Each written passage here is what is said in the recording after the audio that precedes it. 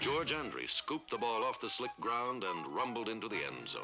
George Andrie was part of the legendary Cowboys doomsday defense. It began to resemble the 11 men called the doomsday defense. He was a 5-time Pro Bowler and a Super Bowl champion. But these days, then they automatically call, after 40 seconds, they call 911. The once powerful defensive end sits quietly at home, rarely leaving the house and unable to care for himself. He requires help to live. He requires help for daily tasks.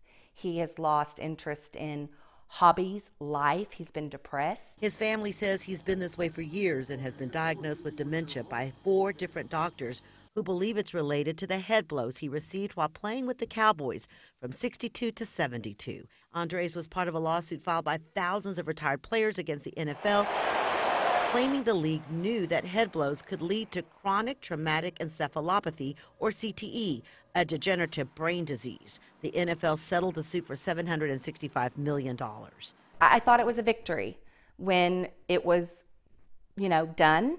That was 5 years ago. Players and their families expecting money for bills are instead getting letters from the NFL. Said, not only does your father not qualify for this level of dementia, he doesn't qualify for any neurocognitive damage whatsoever.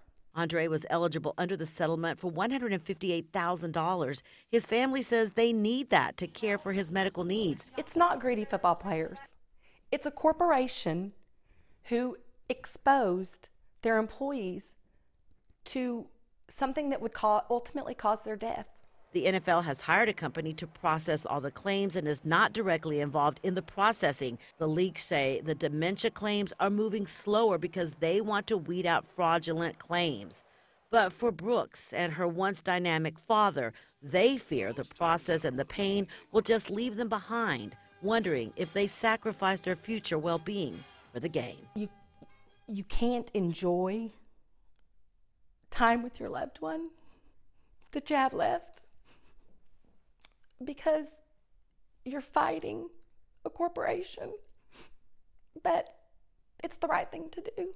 So you have to do it. You have a moral obligation to do it. Rebecca Lopez, Channel 8 News.